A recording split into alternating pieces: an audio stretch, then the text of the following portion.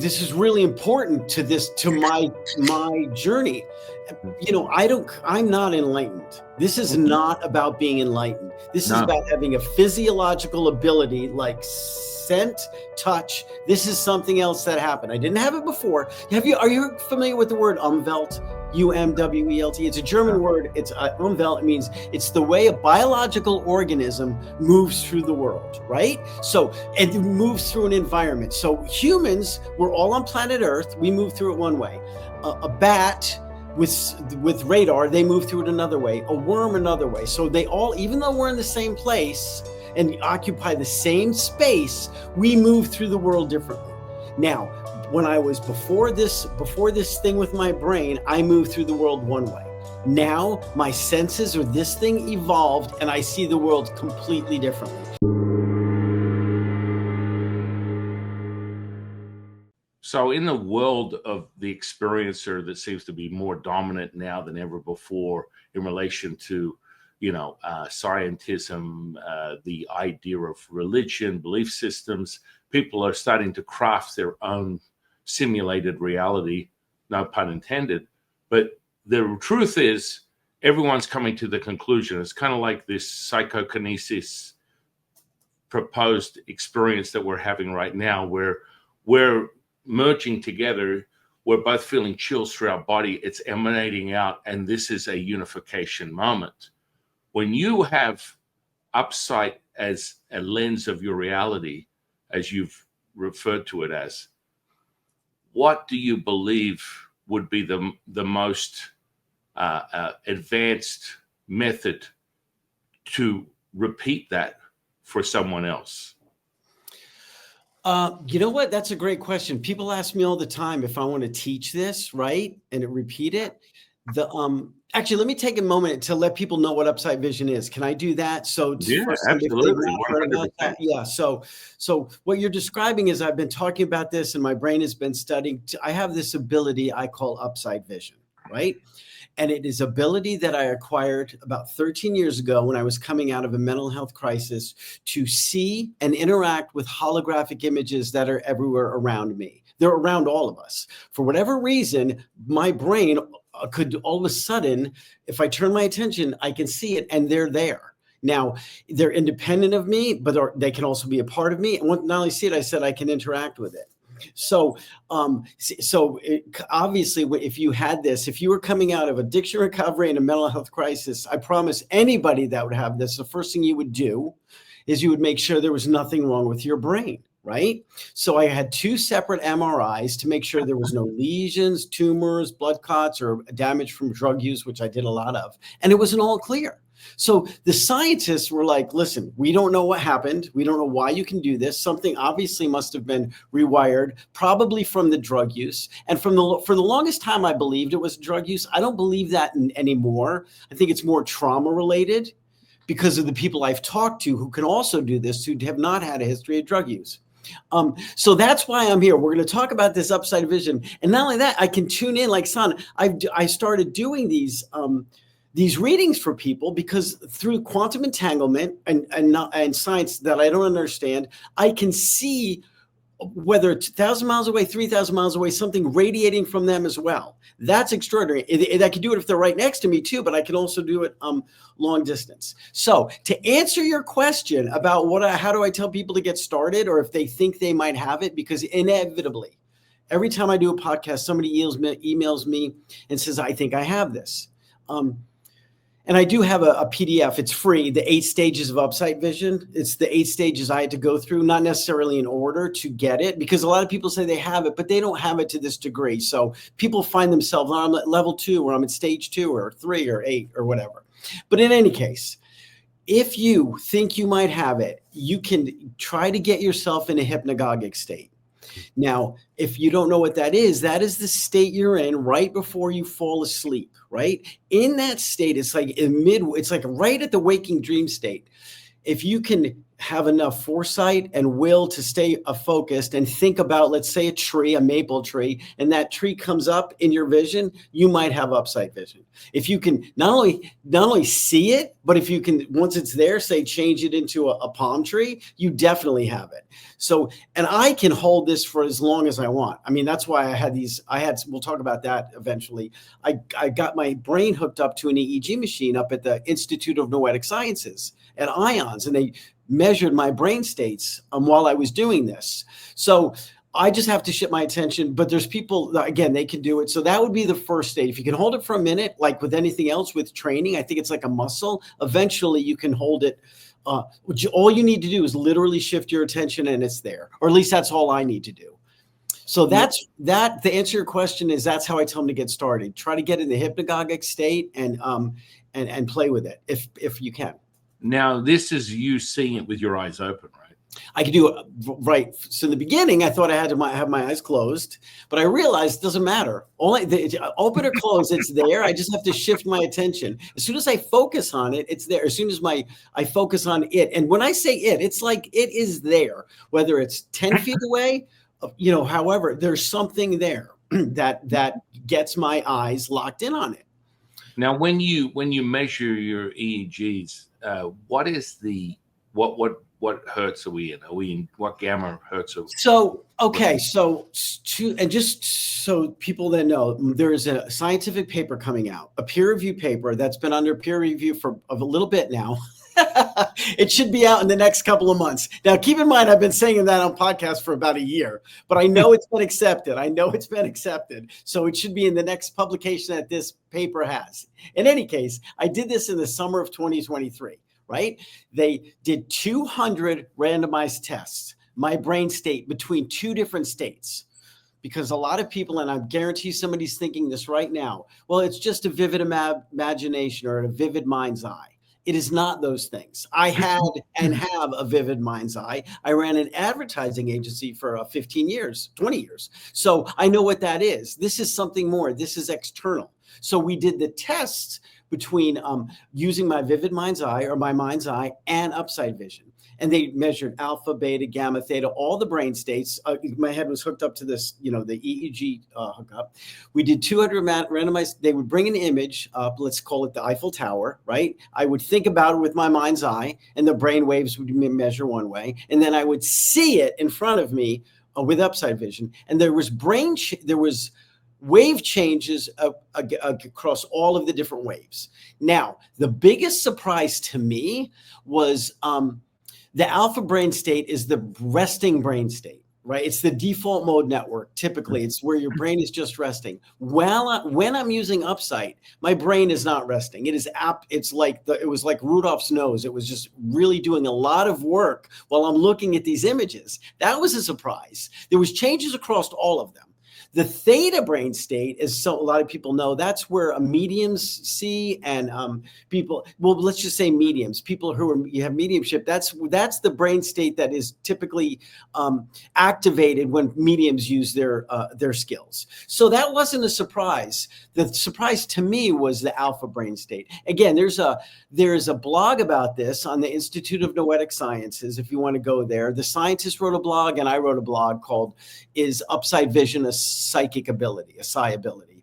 But the scientists wrote their blog too about what they think it is. So yeah, all of them. The alpha one was really wild because my brain's not resting. It's working really hard when I look at these things. So can I say one other thing about that? Yeah, no, I was just going to say, so what was the even though you shifted gears through all these different hertz brainwaves, which was the one that you were, when you're focusing or you put your attention to what you refer to as UpSight, what was the main brainwave that you held, or it just continually shifted gears through? It did shift, but the most active one was the alpha, which yeah, exactly. The one I didn't expect that at all. Yeah. The second one was theta, but they all changed. But if I answered, that's my unscientific answer from the images I saw and from how I, a non-scientist, understood the EEG paper. So let me say something else about this too, because again, I know there's people listening saying that's wild. So the reason they said, come out and let's measure your brain state is because, again, you could sit there and say, well, that's a hallucination. That's an internal model. Something's happening inside. But I very quickly learned that, number one, my eyes get tired, just like watching a movie. It's external. Number two, my pupils dilate when I see something arousing or exciting. They get bigger. Number three, this is really a big one that we know it's outside of you. There's something called smooth pursuit, eye movement. So when you say something runs across the screen, right, and my eyes follow it, you can't fake actually following something external. If you're faking it, your eyes jump. Right. So if I'm looking at what you would think would be an empty wall, but I'm seeing this jaguar in a holographic state run across where my eyes, you could track my eyes to see that. So those are the three ways they're like, you know what, this is interesting. Let's get him up here and see what's going on from the EEG state. Did they ever correlate it to being, psychokinesis? We didn't do anything like that. We're trying to get a baseline between the two things, right? We were trying to get a baseline on that. We didn't really discuss that at all. Yeah. I mean, you might have been a Taoist in a past life, my friend. This is what we call Shen Gong, right? What is that? Tell me more about that. Shen Gong. Shen Gong is like what we refer to as spirit power, and spirit projection is an internal and external thing. I mean, I'm doing it right now. And when I said that, and you're unifying yourself, and we're both having a charge of energy, that's a unification right here. Okay. And it's like, oh, how do you know that? Because I can see it and feel it. I see externally just as you see, only it's an ancient practice that we cultivate. And what it does is it makes everything, for me, the background goes to black. And anything I put my intention on becomes formed in a tangible substance-like experience where I'm looking at it with my eyes open, and I will see the backdrop of whatever that person, if it's a spirit coming in to entertain me through conversation, or I'm seeing a past life experience for someone that I'm translating to basically infuse their phases of creation. I normally do like 9 past life readings to the one here at this moment in this present life. They take every element from each past life, which gives them a Shazam moment that makes it qualified as I'm not insane. And so that tangibility is where you're looking out at something with your attention, intention, you're forming this holographic experience, and you can feel it viscerally, kinesthetically, somatically, and also you could reach out and touch it. It's that formed. Great. Does that describe anything that's that you're great. So no, that's perfect. Let me piggyback on that because it's a great tee up. So as I said, I can see other people's holographic field too. So with permission, and I do this now, this is what I do for a living now. I just started doing this year. So somebody will come on, they'll say, listen, do a reading for me for a half hour, an hour. So even though we're 3,000 miles away, it doesn't matter. It does not matter. Giving me permission, that I can start seeing what's radiating from them. Now, let me tell you what it's not. It's not mind reading. I can't tell you what you're thinking, right? You can't sit there and think of something. I can't see it. And it's not your deep, dark secret. Those two places, the front of the mind and the back of the mind, I don't want to get to, but I haven't tried. I can't get to. The middle space, there's a meeting ground there that seems to be that I seem to be able to read. So, for example, what you're saying, someone, I've done a reading where a woman, I'm like, okay, I'm watching this. It's radiating from them. I'm like, I'm seeing you open a package from a store. You're pulling out a lamp and putting it on the counter, right? I do these 5-minute increments, and I'm done. She's like, I just bought a lamp yesterday. I can't believe you saw that. I'm like, well, it's part of your biofield that I'm picking up. So it would make sense that it's there. Now, to your point about past lives, there's other people I read. I'm like, wow, I'm seeing somebody in 1780, like somebody in Spain, 1780 Spain, or some kind of in the Renaissance. And I know this because of the images from my knowledge of history. But it's in American Indian. It's wild. So they will say, oh yes, that's my culture, that's my background. Or it's just sometimes they say, I have no idea what that means. Again, it's like a dream. But it's very vivid, right? It's so vivid. It's extraordinarily vivid. If I break it down to true fundamentals, it's what we refer to as Nidan, which is internal alchemy and you're evoking what we call Nigong, which is the internal power. So you're able to operate in everything at once. And so the transmission and the substance of the transmission we refer to as Fajin is constant. It's tangible. And I just say past life readings because that's just tapping into information. I will tap into and witness a physical healing, which I've, if you've listened to any of my podcasts, it's like I've experienced and witnessed endless amounts of healings, whether it's a gangrenous flesh turned back to pink in color, gaseous seal before my eyes, bones fuse, tumors shrink. All this kind of stuff seems so absolutely insane to anyone else. I've been living it for over 30 years. And quite frankly, for most people, I wouldn't be here if not for the direction of my teachers. I've got no interest in social media or anything of that nature. It was like an epiphany that took place about 2 or 3 years ago. And quite frankly, I don't think I can share it with you, but I'm probably going to cut it out of this podcast. Yeah, sure. Definitely share with me. I'm curious. The bottom line is I've been a spiritual teacher and advisor for, a lot of top shelf echelon sort of social sphere socialites and people with more money than God for over 30 years. And within that experience, I've been teaching people and doing stupid stuff. But I came to a point where there was no sense to what I'm doing. And my teacher sort of lets me sit back. When I started channeling Latsu over 36 years ago, it was a whole culmination of things that take place. And I don't consider myself in any way, shape, or form. I'm as dumb as rocks.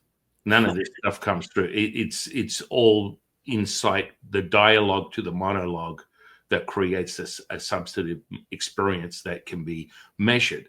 Whether it's something as benign as, let's give someone a psychic reading. It's always, you want to break the ice on someone who's skeptical with something where you can access information at will, which is what you and I are doing. Perhaps maybe you haven't really pushed hard enough on your operating system to form a more clearer path. But what you're experiencing is something that you can have dominion over every aspect. It's just a matter of your attention and intention to what information you want to pull out of the, some people might refer to it as the ether, the stream, the unified field, the 0 point.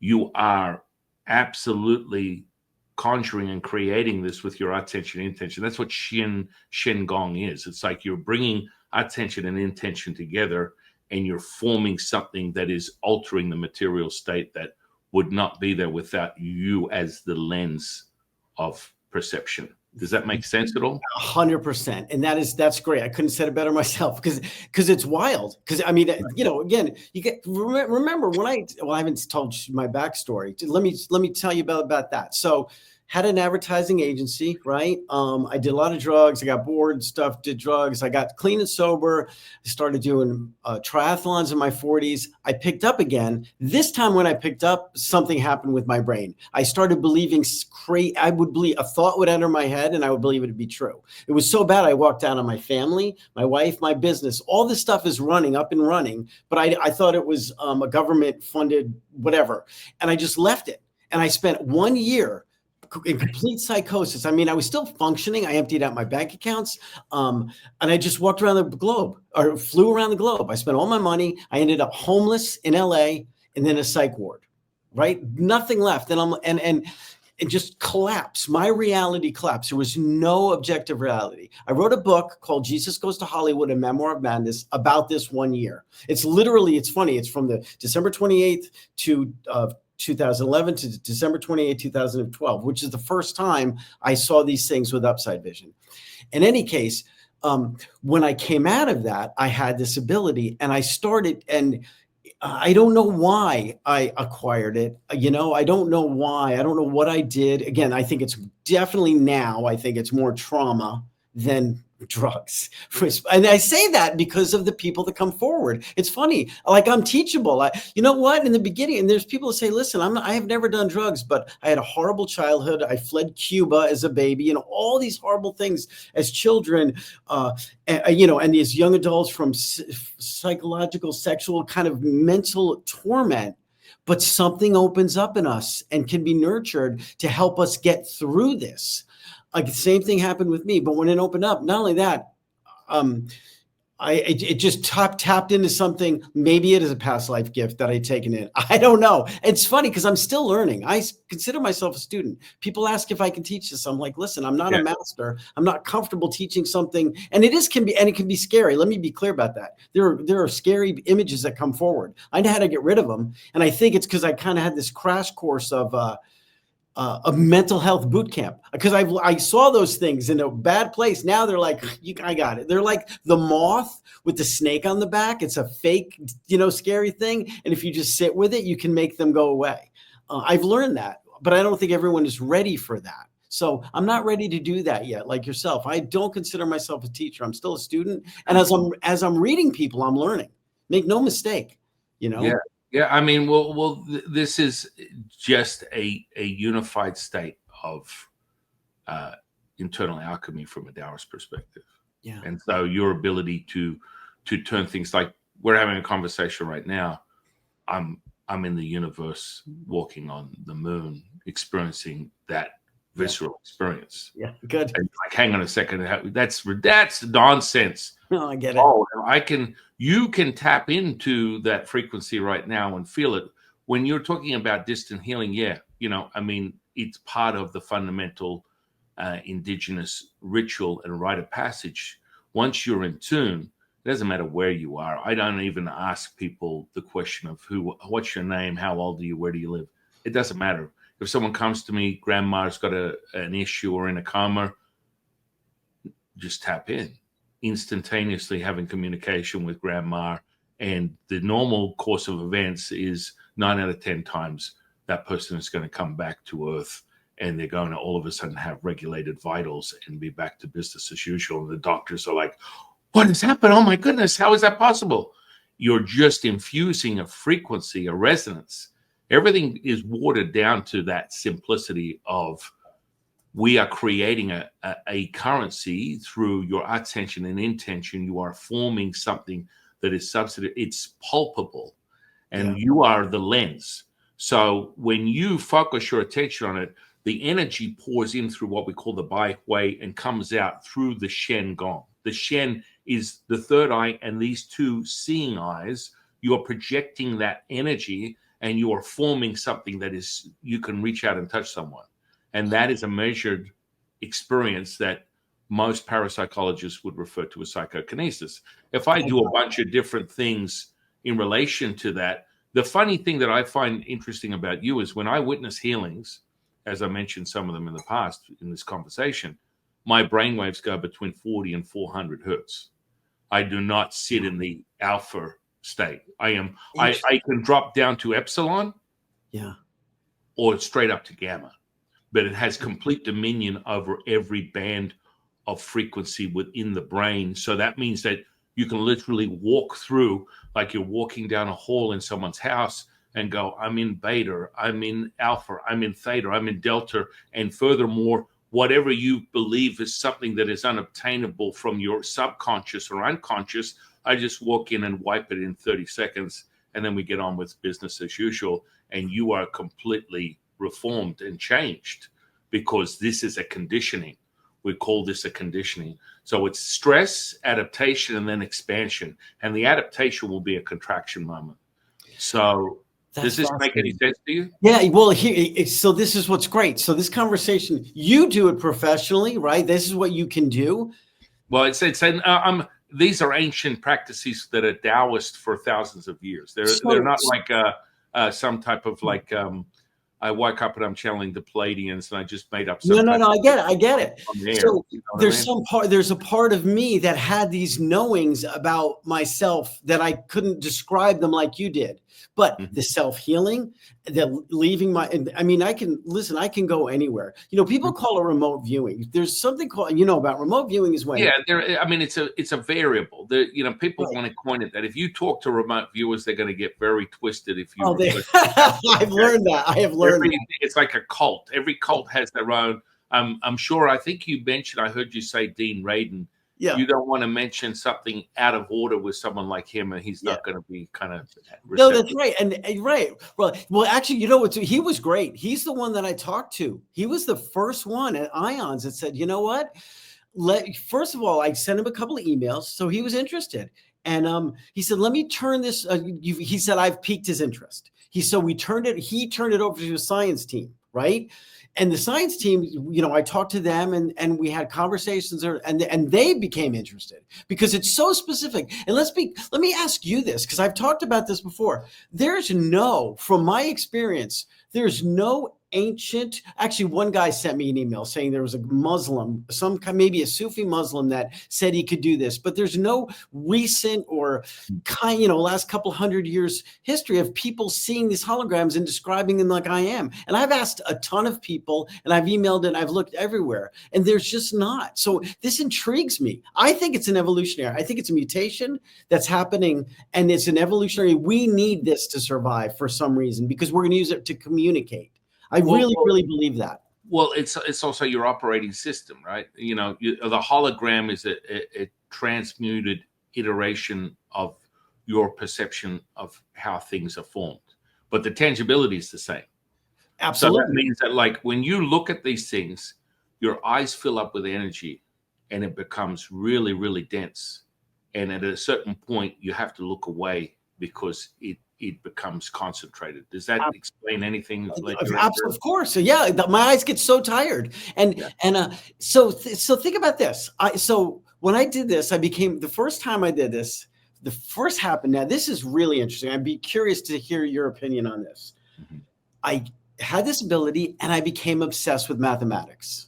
Mm-hmm. So that didn't make sense to me. Now, it made sense in a little bit of a way because I can see any topological space. I can see any platonic solid, any manifold, and I can manipulate it. Make no mistake. And I can also, there are things that exist in this space that do not exist on our 3D world. So Mm-hmm. there are, you would call a platonic solid in this space, right? In our world. Most people know about those. In this space, there are other shapes that are like that.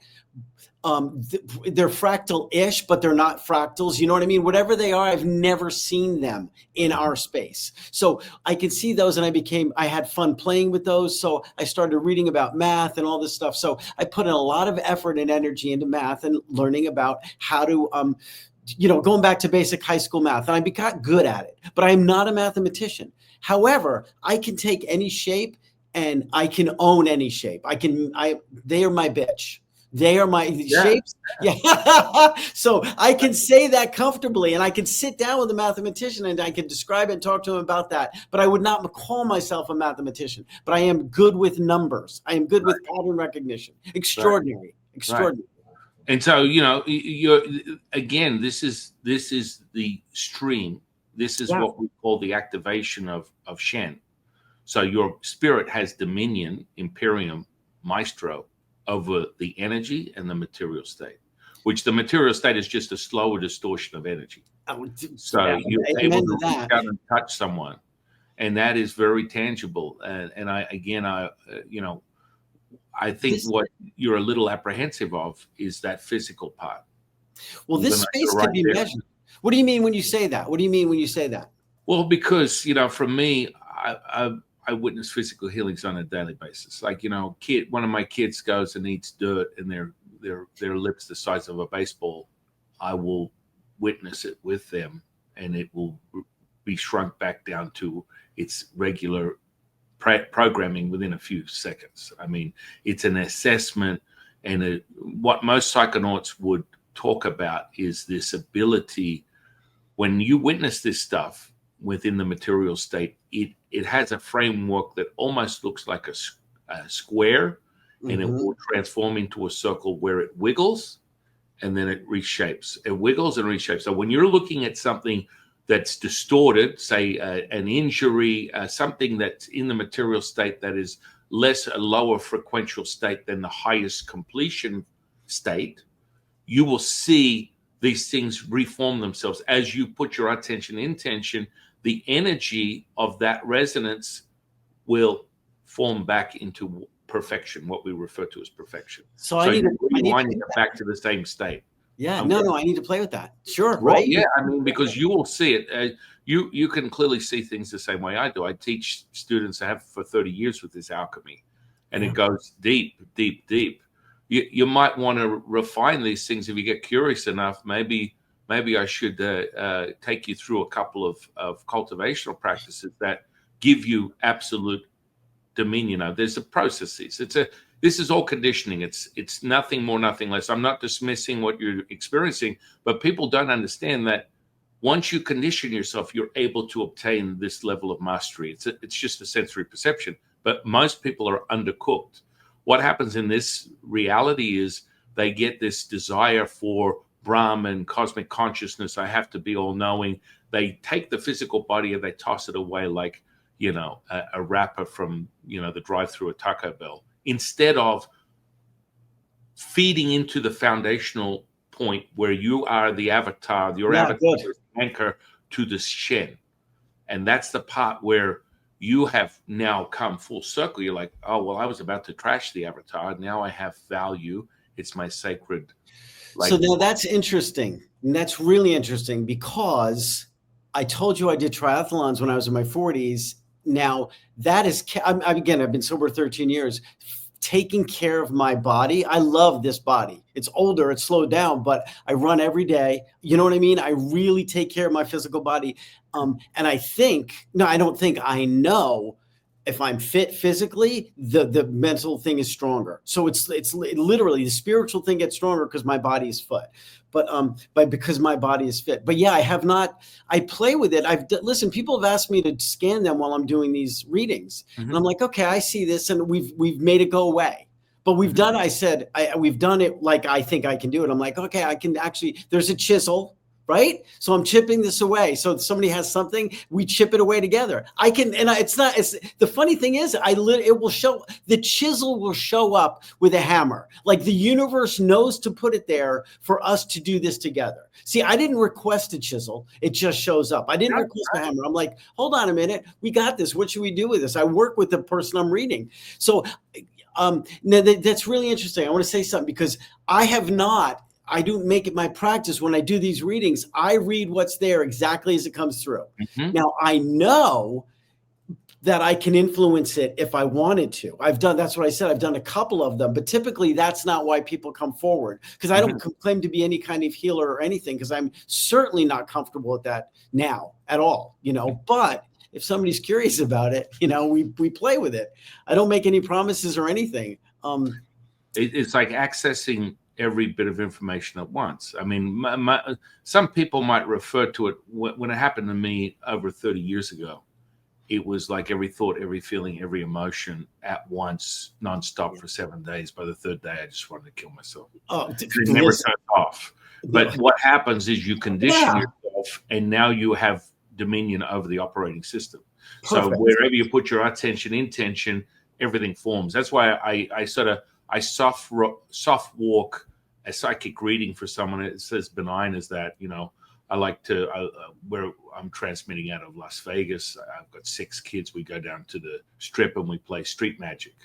So I'm teaching them all these variable sensory perceptions from telekinesis, psychokinesis, remote viewing, all these type of variables. And because they're so rich with no boundaries, they adopt it in hyperseconds. But one of the first basement level things people need to understand is, as you referred to it just earlier, that hypnagogic state that refers to an ability to merge the conscious and unconscious, and something that sounds not religious or mystical or in any way a tone that sort of scares people off to how they could possibly have power over their own attention and intention. So when you go and walk to someone, like I've been doing a series right now, I'm going to publish it because the people find that it's a phenomenon. I don't know why, where once I attune the resonance, I can walk up to someone in the street, and it takes me a second because it's on default. It's running independent of my personality, which you understand that this is happening because you can access it. If you looked at your progression of where you are right now to when you first realized it, it takes you a picosecond that might have taken you a minute or two initially when you first recognized this was happening. And now it's like it's running independent of you. Yeah, and all you're doing is going, I got my computer screen and it's running. And then I'm just going to click on this icon and whoa, here it is. And exactly. It doesn't go away. No, that's a good description. The fear that you have where you go to sleep at night. Oh my goodness, I'm going to lose this. And that's come and gone a long time ago. But initially it happens, right? When I first experienced physical healing and witnessed it, I was like, oh man, I got to keep the secret. Yeah, good. I'm the only person that can be the next coming. Yeah. I can't share this with anyone. And then you realize that it ain't going nowhere. Yeah, good. It is now a fundamental part of your operating system that you can access at will. And this is a conditioning. This is an absolute fundamental conditioning to a point where it's so tangible. You are evoking and awaking the energetic architecture.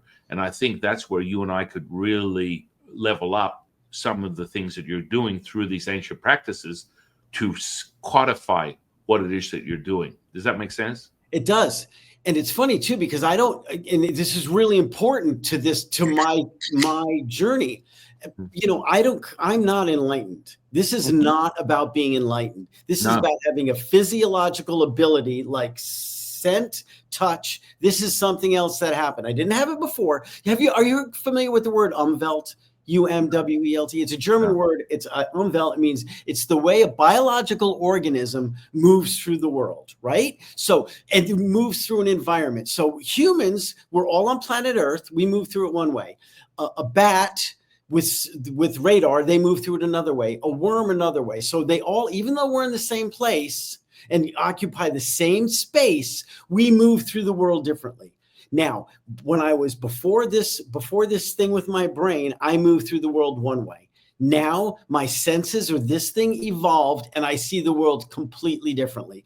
Well, I shouldn't say not completely different too. There's so much more here and it's extraordinary. And let me tell you, we can measure this space. At some point, we will be able to measure it and look at it just like we do with our 3D space.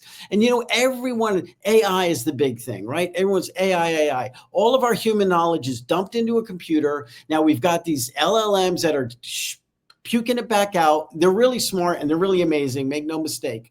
But you focus on the stuff that's outside of the computer, that stuff that you and I are accessing. If you could really access, this is 1 billion times more powerful than the other stuff. It's a joke, actually. The other thing is a joke compared to the rest of it. It's still extraordinary, but it's what else is there is next level. And I think that's what humans are going to have to do.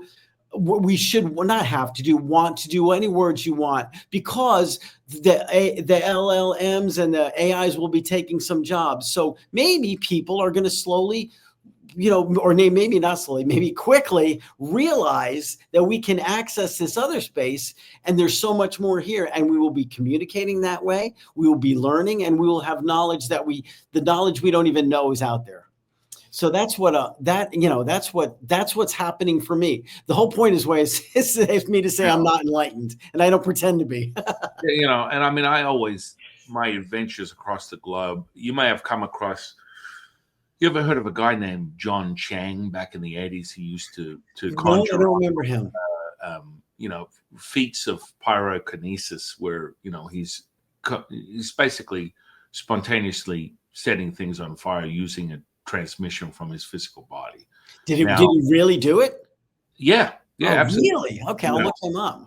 Many years ago, for quite some time, I was a spiritual advisor to a very, very wealthy,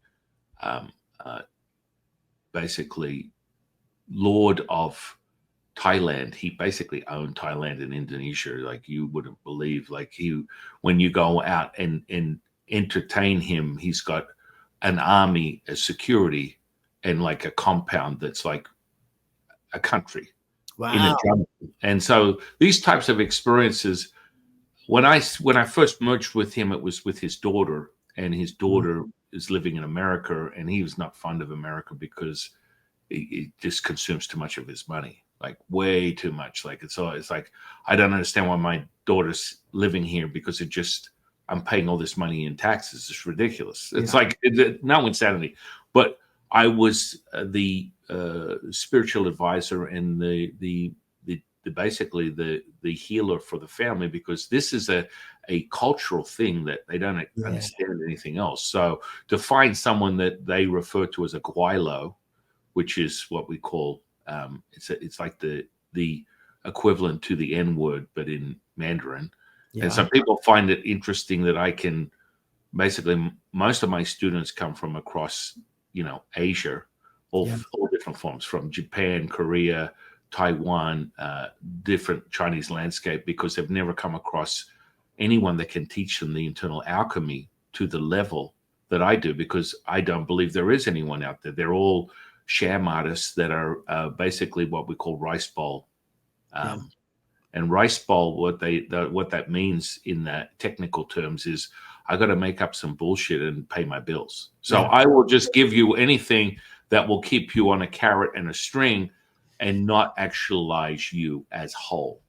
And so what I was trying to say was, this guy, I was working with his daughter, and he would come over to America, and he goes, he'd have an issue like sprain my ankle, bust my knee up, and sit with me for 5 seconds and it's gone. Now, do I need to be in the same room? No. But it was always fun to entertain, of course, that level.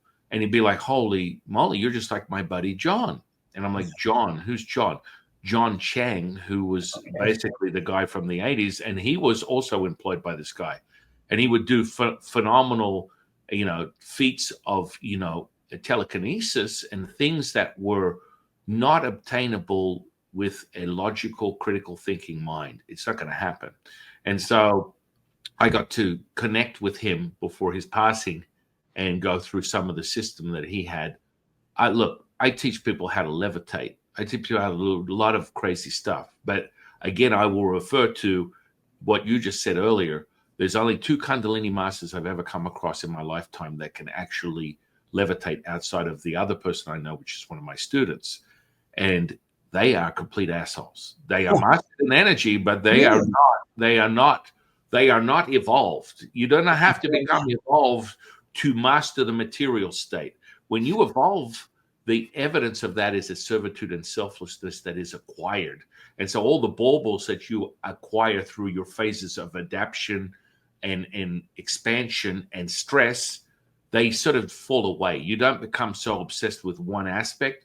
It just blends into the fabric of your experience. And this is where people become problematic. So energy-wise, this is the thing that I wanted to talk to you about. Most people become inverted, meaning they draw in their intuitive abilities, and they become extremely bright. And what happens is the more and more they push on this ability, everything else falls away. What does that mean? The container, as you put it earlier, you cannot hold that resonance. So the hubcaps start coming off, the finger drops off, the body starts to be malnourished because you can't hold that resonance. And that is a conditioning in of itself. Does this make sense at all? It does. This is all news to me. This is all new to me, but it all makes sense from my experience. I'm just telling you from my experience. Yeah, I was like, it's like quality control. When I don't have my wife looking at the battery life on the laptop and everything else, no, I get we're it. just at the peak of something. Tom was about to. What's going on? No, I was just asking of personality. You said these people. I didn't think you could. I've always thought, because I was a jerk. I could be a jerk, but I'm not a real jerk. I mean, I wasn't a real jerk, but I could be a jerk. But you're intelligent guy. You're too smart for your own good, actually. The sense that ability to have that much dominion over your intellect has merged with your intuitive state, and you can play with both right now. Your humility might be from having yourself kicked in the dirt a couple of times, but for sure, I'll own that. Yeah. Very powerful, very powerful, friend. So that's interesting though, because I didn't think you could get those abilities by being a jerk. I didn't think you could. That's interesting to me. But your candle burns out real fast. So Okay. most healers that come to me, if they don't follow instruction of conditioning, they just watch. The mortality rate goes up. Like I would say, I don't see most of these healers live beyond 50, between 50 and maybe 60, because they don't understand how to saturate the physical flesh and have dominion over the 50 trillion cells. This Yeah. is what we call chi packing. Yeah. You optimize what we refer to as the Jing, which is the constitution that you were born into this world with. And it starts, so I use the analogy as a battery pack. You have a battery pack when you're born into this world. Your Jing, normally I've never seen 100%, but you start out with 80. And then what I do is teach you through these old practices to take it to 100, from 100 to 1,000, from 1,000 to 9,000, and you're superhuman, and you don't get tired. Like the part where your eyes get tired, this is because there's a bleed over into the physicality that makes you're now tapping into your life force. Yeah. And you have the ability, but it's starting to, the battery's being drained. Now, what we need to do is just get you conditioned, and that'll never happen again, ever. So what's funny?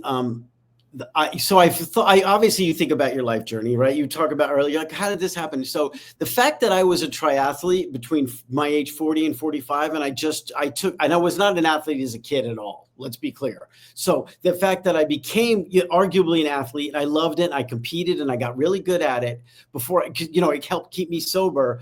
The fact that my body was so important, I think, is the reason, as I came out of the psychosis, I'm like, you know what? I know if I anchor my body in wellness, it will help my spirit. I literally knew that because I did it before without the extraordinary ability.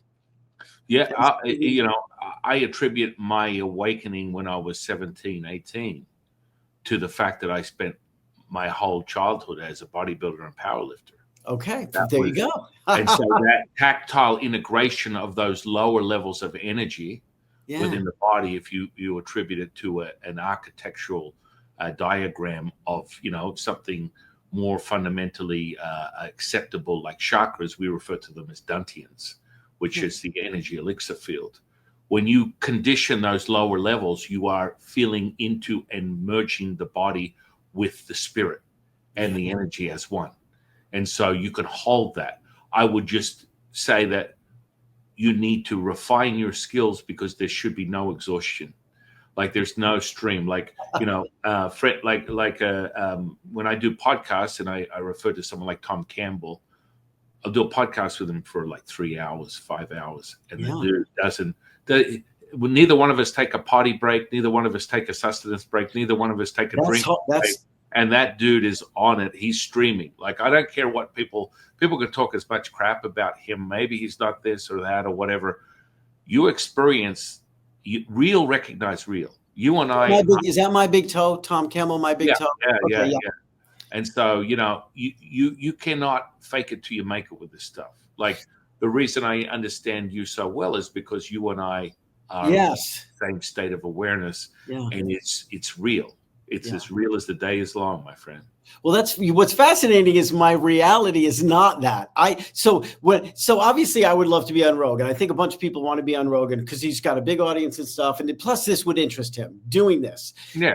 The thought of talking for 3 hours about this is definitely exhausting. And plus I know this because I've talked for 2 hours. At the end of that, I'm like drained. So, and even when I do, so let me ask you about this too. Well, I think you said it. When I do readings for people, if it's a hard reading, and I call a hard reading somebody's got a lot of dark energy, just slow moving, and at the end of that I'm like drained, and I didn't know this was going to happen. I'm like, I get off the call, I'm like, wow, I'm like not normal. It took me a while to realize I have to regulate myself away from that, and I could get back to that space, but I didn't know that was going to happen. I was like an idiot. I was like, oh, okay, let's just do this.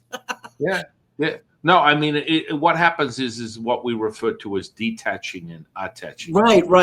I learned I could do that, but it's still draining. There's no detachment while I'm connected. It's there. It's coming through. What we need to get to is getting you into a conditioning where it's working independently of your personality. So I can be a complete asshole and witness a physical healing right now. It has nothing to. The key element is my participation is not required. Well, but not even as a lens, not even as a conduit. You can use the lens, but it doesn't have dominion. You see, once you recognize you're all things and nothing, that means that I'm not calling in for a perception of what is going on through the lens of San Qing. I am all things and nothing at the same time. There's no identity that is required. I am the animation. So if I talk about metaphysics of Tao, it starts with this.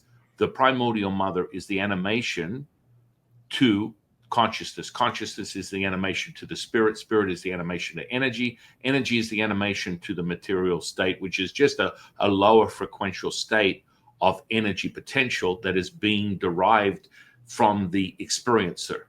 So most people stay in what I call the spiritual babyship between energy and the material state, and they never actualize because they become too inverted in one facet of their abilities, i.e., I'm a psychic, a medium, a channeler, a healer, whatever you call it, and that's where they drain their battery, and mortality is the evidence of that, where you end up crashing and burning.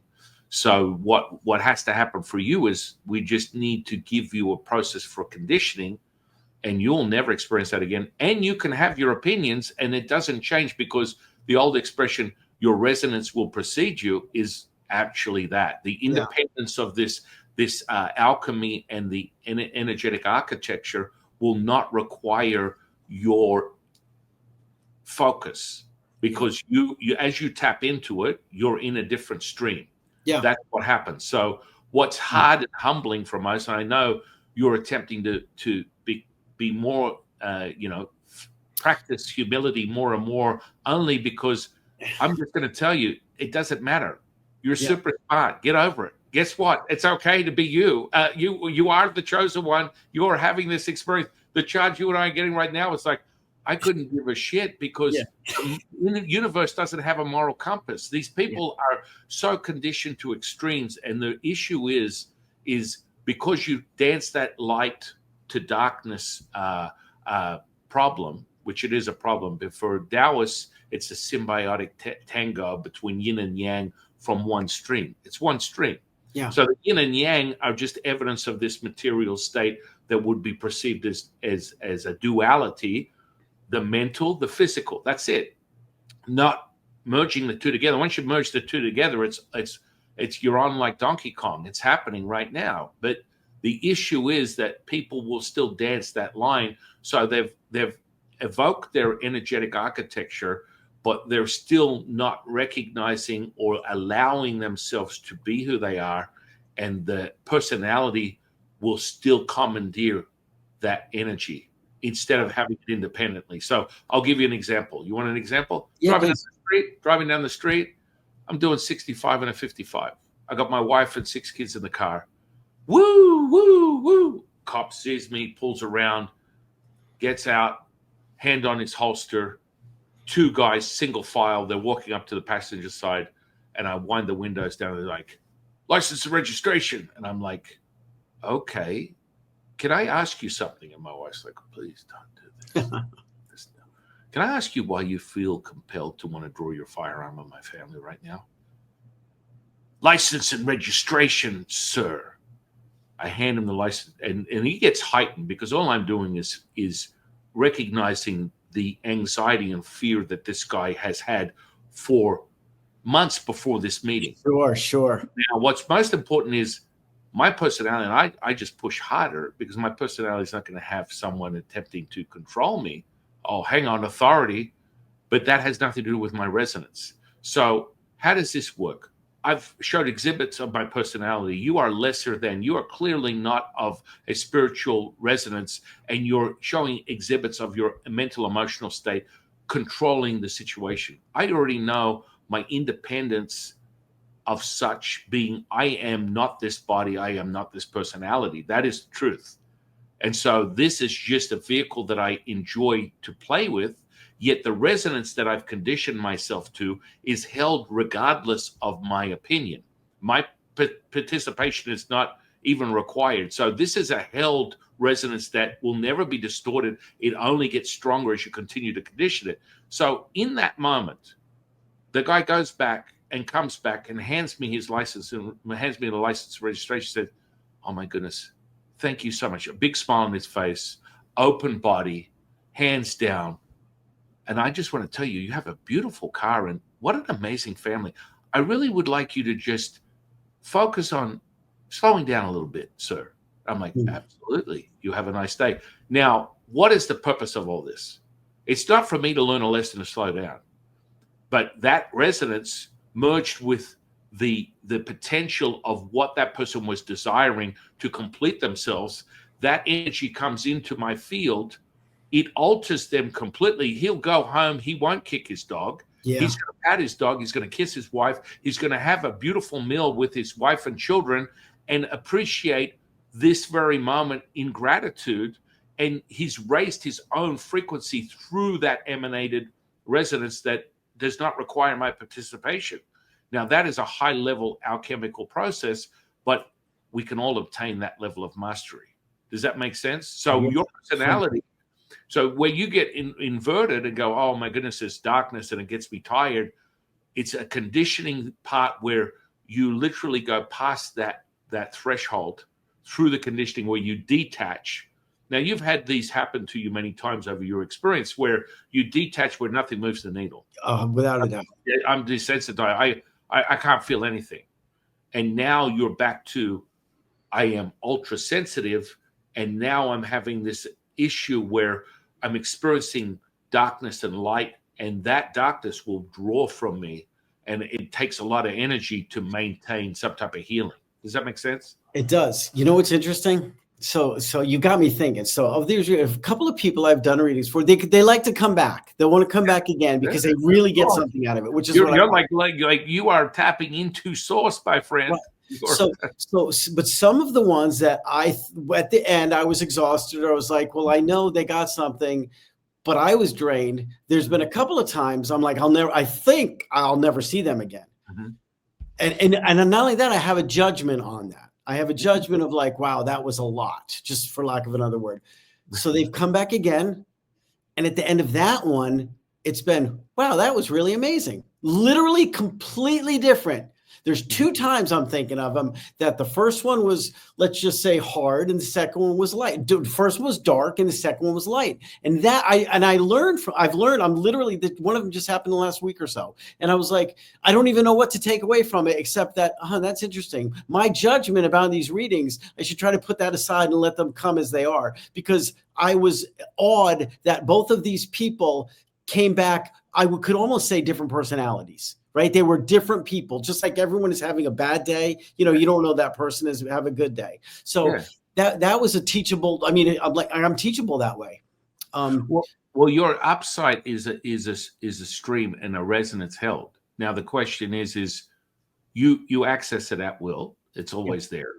Now it's a conditioning to make sure it is a constant, so you saturate the body as whole. And when you do that, then never will you experience that again. And more, whatever your judgment personality, I have them all myself. I like chocolate bonbons driving my side-by-side in the desert 100 miles an hour, and I'm still the same asshole that subscribes to Netflix. It doesn't matter. These are all variables of personality. You don't want to erase them, but you need to be able to recognize when you return to whole, as you are doing, you have complete dominion, imperium over everything. You're tapping into the tapestry. And so you're conditioning yourself to be limited only because of your humility of what you experience as your humanness. Well, you know what's wonderful about that? Here's what I can say. I feel like I'm tapping into something extraordinary. Because I knew, why I know this? Because I was 50 years of my life not being able to tap it, right? Yeah. So if you can do something awesome at 50, you know what it's like to not do it, and you can't help but be in awe of this thing. The fact that I can continue to do it and I've gotten better at it and the muscle is growing stronger is even better. But I can literally today be in awe, as if I just in awe, like I was the first time. That's awesome. Touchdown. Yeah. Because that's how I feel. Okay. Right. My perception from when it first arrived for me is that, I accept everything at face value. I'm childlike in my nature. Yeah. And I'll try anything once, and everyone goes, ooh. But, you have to completely dismantle what you perceive as right or wrong, up or down, in or out. There is no such thing. And so you're doing that, but then you still believe your personality is affecting your abilities. And that's just your own operating system. Sure. It's funny too. You said, you had 7 days of all this stuff coming in and it broke your brain. I get that. I think almost, even the things I've read, that you have to go through that to really get into this place, whether you want to or not, you have to go through it. Well, yeah, it started with this. I was 17, 18. I just peaked. I've been competing with bodybuilding since I was 15. The first show I did, I was at 4% body fat, 187 pounds at 15. With the mindset that I picked up a book at the age of 10 called Education of a Bodybuilder. And I assumed there's no limitation because whatever this guy Arnold was writing in the book was real.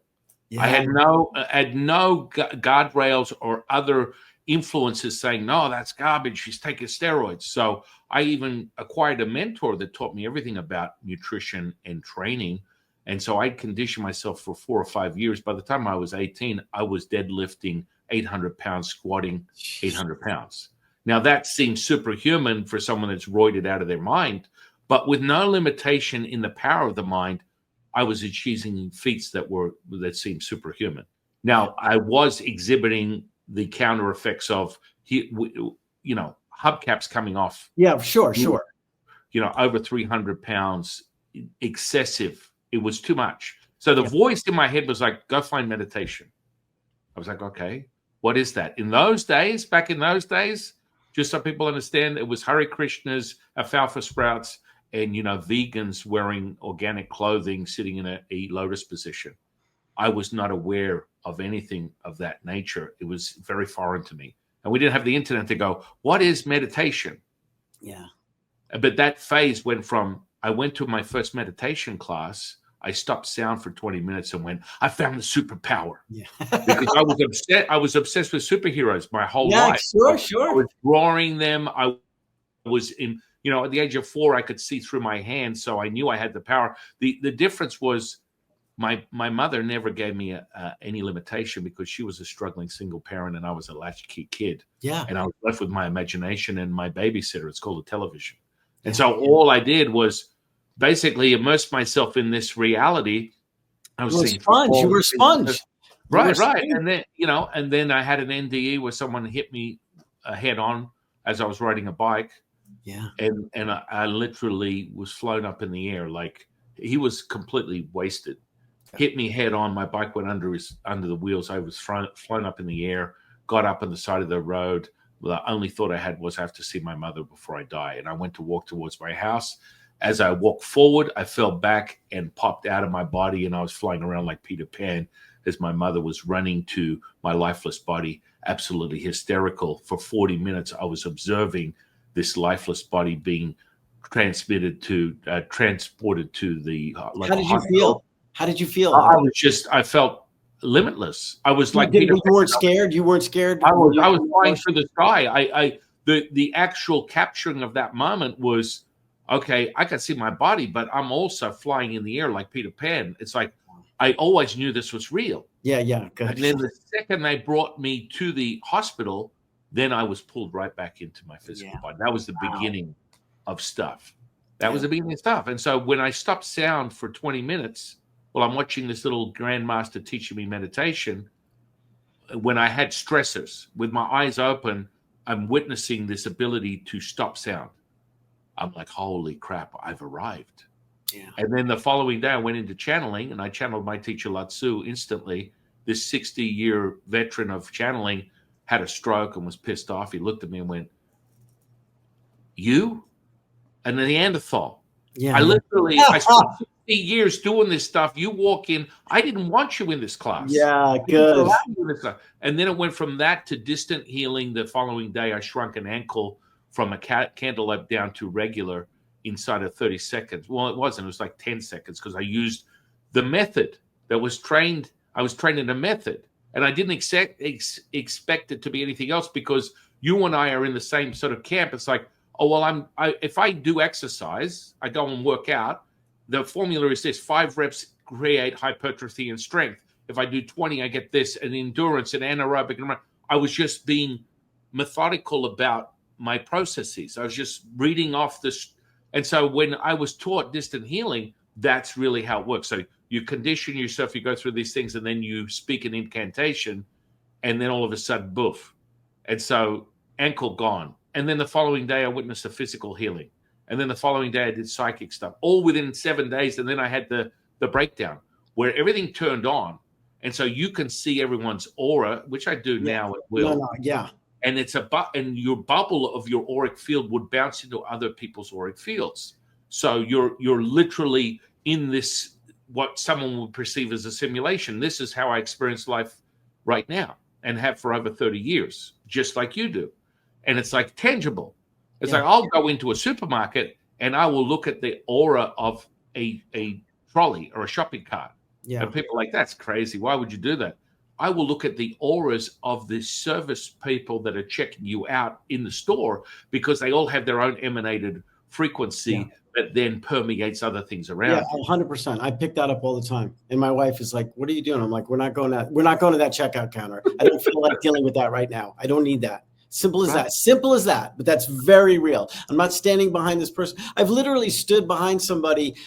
No, I had a guy, 2 times. And my wife said this is pretty good for the last 13 years. It's only happened twice, where somebody sat next to me at a meeting, and I knew this man had killed someone else. I knew he'd murder. I just knew it. And the worst one, though, that was bad. But the worst one was this guy at the GNC, or at a vitamin store. It wasn't GNC.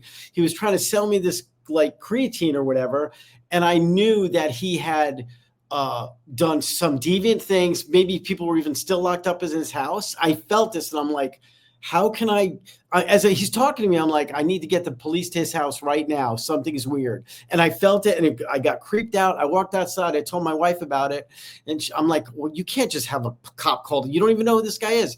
The guy was gone the next day, and the shop was closed. So I feel like the universe gave me an out on that one. But the fact that it even happened, because there's no reason I would have these thoughts. He acted like a normal human being, but he was not. He was not in any way a normal, grounded human being. He said the right things, but there was a dark hole, and it was just bad. If you want to refine your skill, what we do is we look through the left eye, which attaches to the intuitive state. See, I look at both. You know, it's funny. I do that. I looked at both of them. I just look straight at people. I can do it now. I can look at somebody. I'm like, huh. You know, and good things too, though. You get the good stuff too. Of course. So, you know, it's so, the parallels are crazy, because when I first started doing this stuff, I'd walk into stores and I'm looking into their soul. Yeah. It's ridiculous. You're looking at the soul. And so, you know, I'd come eye to eye with, as a priest doing this stuff, I've had really defining moments where I'm in a room by myself with a murderer, a serial killer, and they know I know. And it's like I've had knives pulled on me, guns pulled on me. Yeah, it's like you watch them melt as you return them back to the softness and the gentle, beautiful child that they really are. Yet the heinous things that they've accomplished in their lifetime, that's for them to decide what actually happens. It's like a crash and burn thing. Yeah. But like, I've gone from someone putting a barrel of a gun on my forehead to then weeping like a little boy in my arms and just looking for forgiveness. But this is what happens when you witness what you're speaking of, what I'm speaking of, what we know to be true, because the information is out there. It's like a menu. So when I do a psychic reading, it's like a menu. I will start at the bottom. So there's 9 energy centers for a Taoist. They're Dantians. The earth is the first one. The second one would be a root chakra for someone who's into Hindu chakras, and then so on and so forth, all the way up to the 9th one, which in conclusion to a chakra model would be transpersonal points. These are still just Dantians that are connecting you with the universe and the earth. And so I always start at the bottom, because it gives people an out. They're like, oh, sure, give me a psychic reading. And I'm just reading the menu. It just comes out. There's a virtue to emotion For each energy center, you're either excess or deficient, and the color will show you where that person is, and instantly you just put your attention to it, and it's like you pop an icon and all this information comes out, and you start reading it off, and they're like, this is not, how did you, what? And so for the second chakra, that's where I stop. Most people won't get past the second chakra because I'll start describing their sexual deficiencies or excess or what they're going, and they freak out and go, whoa, whoa, whoa, whoa. Right. Okay, this is real shit. And I'm like, you just look like some average guy just walking down the street, you know, I possibly ride a Harley, and you're giving me this insight that happens now. This is what you're doing, Tom. You know this. It's like, okay, refine your operating system. Now you need to refine your operating system. You need to refine the architecture so there's no diminished return, and you could do this all day long. And that's just our chemical conditioning that comes with Taoist alchemy. Don't you also find that people just come up to you and either, like you said, they'll either avoid you intuitively because they know something about you, or they'll just start talking and tell you everything. Even when unsolicited. For some reason, you're safe, and they need to tell you this. Well, it's not just that, because you're holding the resonance, right? So but, you're not, but I mean, even without you trying, right? I'm just talking. That's the independence. Okay, yeah. It's like you're recognizing you're independently operate. This operating system is independent of your conscious mind. Yeah, it's wild. It is wild. Yeah, it's funny too, when I do the readings for people, and I found this, and I have to watch myself, and I tell the people this, I say, so I'll see this radiating. And so imagine it's like a dream, right? So say I'm reading somebody, and I tell them, I say, so I can read something and there's going to be a story. Let's say I see somebody walking and everyone turns into marshmallows. I use that all the time. Yeah. And so I see something play out, and then it doesn't go what I think it should go. My brain is like, oh, they're going to, let's say if somebody's walking towards a ladder in this field, right? And in my mind, I'm like, they're going to go to the ladder. But they get up there and then they kick it down. And my brain is like, I have to deal with that. Wait a minute.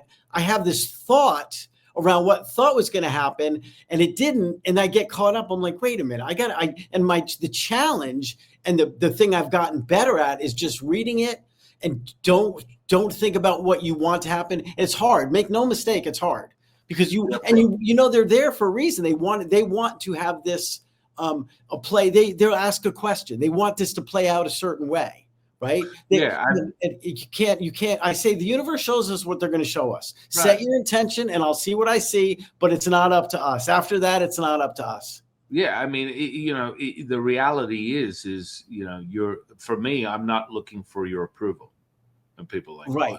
Well, you know what? That's great. That's good for you. Well, I'm not looking for people. I want them to have a good reading. No, that's really good because I do. I do. Well, most healers get caught up in that, right? Okay. So their self-worth is determined by someone validating whether this is happening or not. I got over that about. No, that's not it. I know this is happening. I knew this. I was saying this. Look, people thought I was crazy for the longest time. I'm like, I don't care. But what you and I are experiencing is not what the average person. They're still in that transition of wanting the approval of an actualized experience, right? And so when they do that, then they corrupt the information. It's like this is independent of me and will always be a part of me at the same time. So what I think? Yeah. Go ahead. No, I want to just change this thought too about the UpSight Vision. I want to know. I'm curious about you. I actually think if someone had the UpSight, the hologram, see them like I do, we could communicate like that non-verbally. We could literally have a holographic communication. Do you believe that's true? Yeah. I mean, you will always be able to conjure and create anything that you perceive. I think the biggest thing that I find unnecessary, because I've been doing this so long consciously, witnessing things. Magic is another thing that maybe you ever want to get into. I can teach you that. It's like really altering the material at will with your own attention and intention. So some of the strangest things have come up as desires for others within a magical process. So you lay a grid down, and when I say that, you feel it viscerally. You know what I'm talking about. This is real stuff. That grid, then you return everything to completion. So for a Taoist, we call this the Great Bellows. Creation, completion, and then rebirth. It always comes in a trilogy. And that will always take place when you're creating magic. So the intention and attention of the alchemical Taoist seeker is to complete everything.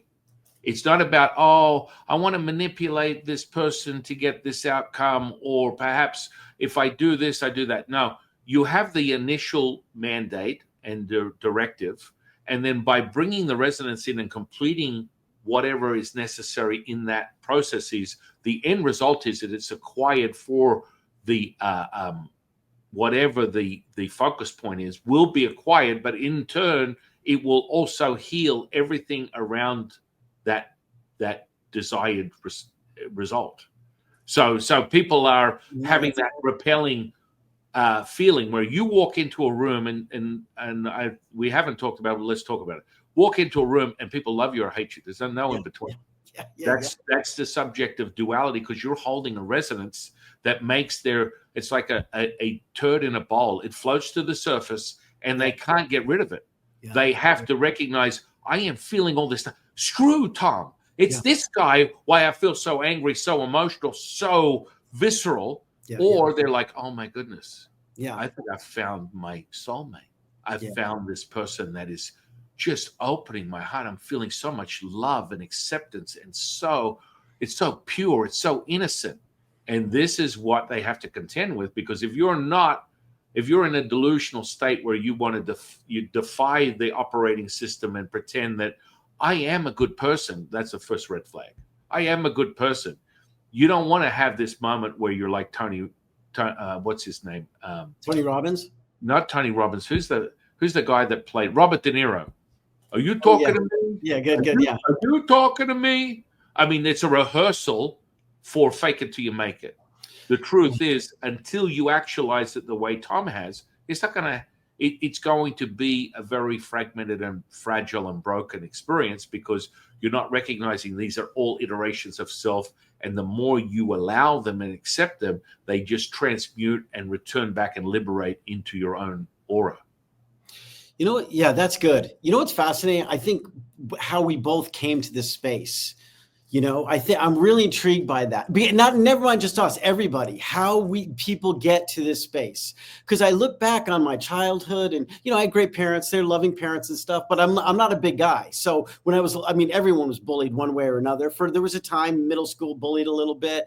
Then I did drugs, but it's really interesting, and you learn different things at these stages, right? And then you go through these stages, but until I had a complete psychosis, until literally I lost everything except for my life and my family. I mean, I lost my family. Make no mistake. They hated me, but I built them back. And I was like, okay, until that happened, all those other things, I don't want to say they were leading up to it, but they did lead up to it. I got to this place, coming out the other side, connecting the dots backward. That incident when I was 8 actually helped me now when I'm 60. That's kind of extraordinary. I don't think that's an accident.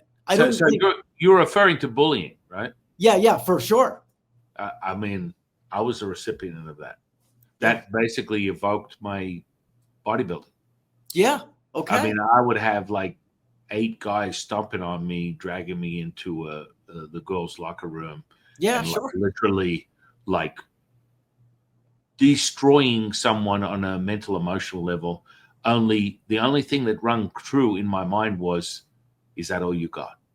Because I was very articulate and I could eviscerate anyone at will with words. So wait a minute. No, they would.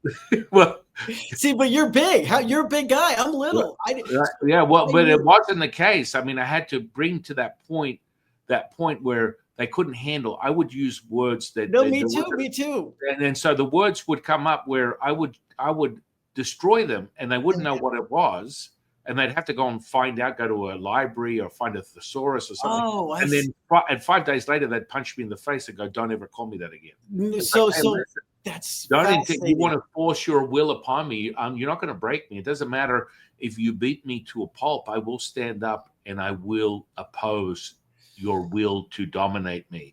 And that was something, the free will component that was streamed. So when I when I come across like Jesus Christ or JC, I refer to him as he's a homie. Whenever I come across someone that is intimately connected with JC will come out of their field. Then I'd have a really nice, healthy dialogue. I always have this conversation with him.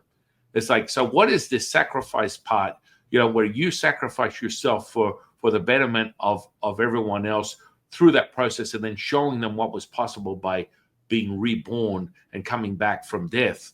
And it's like, I felt that experience as a young boy going through that, because that was the catalyst that evoked me to want to exercise my physicality, that then changed things out. But it never broke my will. No matter how many times someone beat on me, I would get up and I would destroy them. And they would take weeks, because we don't have computers back in those days. No, well, see, determine what that was. Well, here's the thing. When I was picked on, so I'm the smart ass. I had a smart mouth, and I could literally crush any bully, but I was like, God, is this worth embarrassing him in front of these girls? And I will get my ass kicked. But I had to make those choices. But sometimes I couldn't stop myself, Right? Because dumb people and bullies set themselves up for people like you and me. But then, of course, we're going to have the consequences. Well, for me, it never broke my will. I could oppose. Me neither. Yeah, good. I never thought about it like that. So, I would stand up and be like, just stay down. Yeah. Recognizing it. Absolutely not. We just got Interesting. started. Anything else you want to? And so this is deeply related to magic, because when we start getting into what we call the rhapsody within Taoism, it's an intimate relationship with the words, and poetry is infused within the incantations. Oh yeah, baby. You know what I'm talking about. You can feel that. Yeah, and you imbue those words. And once they are basically enter into this material state, they alter the material at will. That's part of the magic. And that's why it's so powerful, the incantation aspect. Well, my life is changing, and because when I started doing this readings and making that commitment, because I was always on the research front. This is interesting. This sounds like it's changing the subject, but I'm not, because it's for 12 years, I wanted to find the academic answers. And I said, I'm staying away from New Age. I'm staying away from UFO and aliens, even though that was part of my journey, because I was on drugs and a lot of stuff. And I'm completely going down the academic road because I want to be taken seriously. And I know I can get into a lab, and I know they can write a paper. Everything was about 3D world. Just so you know, on a paused level, that need for approval, again, you're healing yourself, because 100%. I could have a conversation with a physicist, scientism, theology, you name it, someone who thinks they're more in tune with the subject of reality, and it's just another iteration of self. But wait, let me say something, because I needed, that's true. But here's the reality. I was psychotic. I was unwell. I was mentally unwell. The thoughts in my head were psychotic. I was not healthy. So I needed to ground myself with the completely earthbound things and my family, and healing that and getting them to love me again before I could even think about saying, oh, so everything's back. My physical, now I can start being like, okay, guess what? I'm sober 8 years. My life's back. Now I can play with this, and I can play with it with other people, and I'm comfortable about it, and I can control it and use it, whatever you want to word. I control, but because control is not it is a good word. I can control it. I could control my part of it for sure. It just scares people a little bit. Yeah, good. And when you talk about hypnosis, it's really just another level of awareness. Yeah. And so I don't really even use that. So when I do street magic with my kids, I'll walk up to someone in the street, the resonance is on, and all of a sudden, all I want is their attention. And I'll be like, are you interested in experiencing bliss?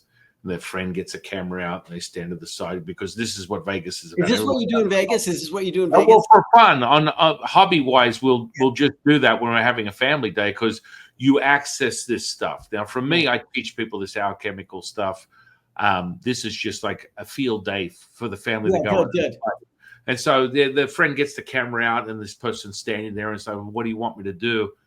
And all of a sudden they're asleep standing up, and the friend goes, what happened? I didn't use a verbal cue. I didn't use look into my eyes. I wasn't affecting them on any other level than a resonance. You watch that trance state, just melt into their physicality. Their eyes become completely glazed, and most commonly, there's basically a culmination of high levels of blood flow in the upper chest and neck area. You can see very clear evidence of when someone drops right down into that somnambulistic state, and with nothing more than my attention and intention, that cue puts them under, and they're like, "Oh my goodness, what is going on here?" And then it's like, "Okay, well, this is interesting. What does your friend really want? What are the obstacles?" Well, they've got money issues, and they're not happy, and they're lacking confidence. Most common obstacles that most people have. Yeah, so survival. Right. When you tune them up and you give them a super confidence, and you do things that are more wacky, but they're instantaneous that people love to see, like, basically, I turn into Justin Bieber and they forget their name. This is always fun. And so people freak out where I'll be like, okay, and they're back up and aware, and they're looking at me going, "Oh, can I get a phone? Come on." And they're notioning to their friend to videotape this, and their friend is like, "Wow, this is really happening," because this is how quickly you get into the state. Like, people dismiss these levels of awareness. Your ability to condition this is infantile. For me to show you these levels of intricacy for your level of mastery, it'll take you about a second to acquire that and apply it, because it gives people evidence. It's like when I do physical healings, or that most commonly these days, a lot of the young kids, I'll get them on the podcast and they're like, "Oh my goodness, what am I experiencing right now?" Like, I had a channeler on like 2 weeks ago, and she's like, "I just had a full body arousal, and like 5 hours after this podcast, I was like freaking out because I'd never experienced." I'm always the one transmitting the energy. Yeah, good. All of a sudden, and I'm like, "You're not doing anything. You're just talking to me," because it precedes me. Yeah, no, I get it. Out of that. Here's a question for you. I'd love to get, because I've not had enough conversations with people like you that are masters. So, do you think this space itself is a teacher? Let me say more. So I consider, and then the word Ronin is a samurai without a master. So right. for the first, even now, I've been doing this without a teacher. Everything I fumbled through, and it's worked. But this, so I say without a teacher, but in fact, the space itself is teaching me. What do you think about that? The space teaching you, this literally, this field absolutely. is teaching. I mean, I when I channeled my teacher Latsu, that's my the only reason I went to China and became ordained as a Taoist priest was he wanted me to go through the origins and foundations, but anything I have access to is instantly through my dialogue with Latsu, which is the monologue with the mother, the pure source of all information. So that's your teacher too. Yeah, absolutely. Okay. I have over 170 teachers that I tap into at will. They're different iterations of information. Yeah, and the information is undeniable, because outside of my personality, you will experience it and go, "Holy shit, how did you know that?" It's like, I don't know anything. Yeah, that's what I say. Looking into the field, and so the fact that you have no teacher is also where you get to a certain level. It's like there are no coincidences when you want to level up on certain things. You're getting an awareness. Your intuitive state, if you don't want to describe it as a guide, a source, a dialogue, or whatever you refer to it as, that's conditioning you to keep accessing this information, you get to a certain point. And that's the biggest issue. Most people, I could get a dozen people a week that are energetically sensitive, that are switched on like a Christmas tree, but have zero communication. Mm-hmm. They're like, I just can't, I can't get it. I'm like, I'm super sensitive. I can feel it. I can see it. I can do it. Now the dialogue, the most mastered state for a Taoist alchemist, and it has been since the beginning of time, is channeling. It starts and ends there. We're all doing it all the time, but I'm talking about clear, like when I see my teacher who's sitting right here, and I'm witnessing his presence. And when I say that and I look over there, you feel the visceral effects of that within your body. You're like, holy crap, this guy's not full of shit. He's experiencing what I am. All you do, every time you mention your own UpSight mastery. Guide, yeah. You experience that visceral feeling when you just put your eyes to the side saying something. You can evoke this imagery, and it is tangible at will. 100%. It's happening right now. And so I'm not 3 cents short of a dollar, as Crockett Tubbs would say from Miami Vice. I am not leaving my groceries at the meat market. I am very, very, you see, my biggest thing was when I was a kid, most of my friends got into LSD, ecstasy, all this stuff. I was the only really sober guy in the whole group. And they eventually kicked me out going, dude, I can't have you sitting in the corner of the room while we're all partying. You're reading Muscle and Fitness. I either take this pill or smoke this joint or get the hell out of here. Yeah. And I was like, but we're we're childhood friends. And they're like, no. Now, the counter effects of that, where it went wrong for me in the sense of I thought I'd completely blown my load, and you probably had the same experience when this all came about, was all my friends, about 20 of them, 19 of them had all committed suicide by the time I had my event. Wow. And so that was a very big fear factor for me. The last one I have is still, he's diagnosed with schizophrenia. The only time he's ever aware of himself is when he immerses in any of my teaching, that I give it to him at will, because this is really, there's not an off switch for the operating system. No, there's not. No. That's why I feel blessed. I feel like that's why I lost my mind to begin with, and I feel blessed now. What do you? I feel like you might have an answer for this. What do you say? What do you say about the trickster element, where things come in that we know are lies, but it's still trying to come through? What is that about? Why is it such an element of this? There's a trickster element to this. Well, there's an element to it because you allow it. You are the creator of the operating system.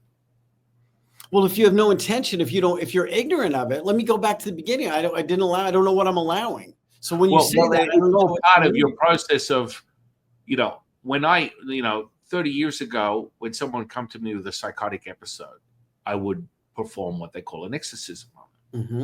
And that's part of my Taoist lineage. Mm-hmm. It's very normal. It's very repeatable. And you all of a sudden give someone dominion over their operating system, where they can have communication, and they can also basically take out the trash. So eradicate formed entities that are feeding like a succubus from their energetic field and their psychological state. Now, that is all part of the creation of self. You are experiencing your experience because you are the creator of that. Now, I've always been in the stream of fearlessness, that it doesn't bother me. I don't get caught up. When people watch a needle move, for example, what's a classic one that just happened? My son died in my wife's arms for 2 minutes. My youngest son. Is he okay? And he's 100% okay. He's a 1,000,000% okay. Okay. But when that happened, my wife was hysterical. Oh, okay. I just became the observer of a healing. Okay. My 5 other kids gathered together in an oracle circle and performed the exercises that I give them, and we watched his spirit be pulled right back into his body, and he rose up from the dead like he had an adrenaline shot. Now that is what we call a level of conditioning. Now, it took me 2 weeks, 3 weeks, and then I went into the morning aspect. But people will be like, "You're desensitive. You don't have it." I see. I am not the experience. I am the observer and holding the resonance. Wow. Does that make sense? Yeah. And no. so Of course. Yeah.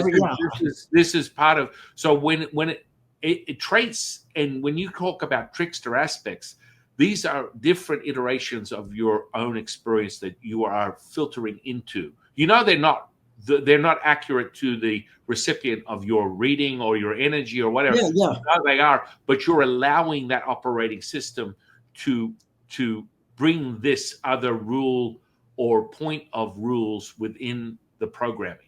Does that make sense? Yeah, well, sure. Everything you've said makes sense, because I've done it for so long. But it's like, again, I'm going back years now. Just these things would show up, and or I would remote view and I would see non-human intelligence stuff. I see them all the time. But there's a difference between seeing them right? And observing them and then even if they turn and look at you, now observing is one, making an eye connection is two, communication is three. Right. Yeah. The first two all the time, but it's like walking into the Amazon. There's living things there. You don't have to have anything to do with them.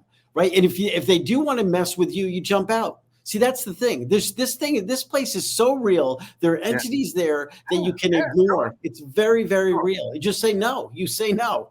Say no to entities. That's all you got to do. But, I mean, you're answering your own question, because the thing is you have to believe it yourself. You're still on that transition between complete detachment and attachment. Well, I had to experience it myself, but it took a minute. It took a minute to experience and realize that, like, wait a minute, I get it, because nobody teaches you this. That's what I'm saying. Nobody teaches you this. And even I've heard people who are meditators, right? Taoist, who the teacher said, if the aliens show up, the gray show up, ignore them because you're trying to get to enlightenment. Time out. You can't, you know what I mean? That may be what you're trying to do, but there's something here that you don't need to, you might want to look at, because why are they there? Because they know you can see them. They know you can see them. Well, you see, that's what I find interesting, because over the years, 30 years ago, I wouldn't see an alien maybe once every couple of years. Once in a while in someone's auric field, and they come and communicate, and when it's in kumbaya and whatnot, because this is what happens when you leave the lights on. Yeah. I'm constantly a recipient of mediation with entities. They're endless. They're infinite. Endless. But now these days, every aura, every experience has got some type of alien in it, and I honestly believe it's more a consensus that has arrived from humanity's.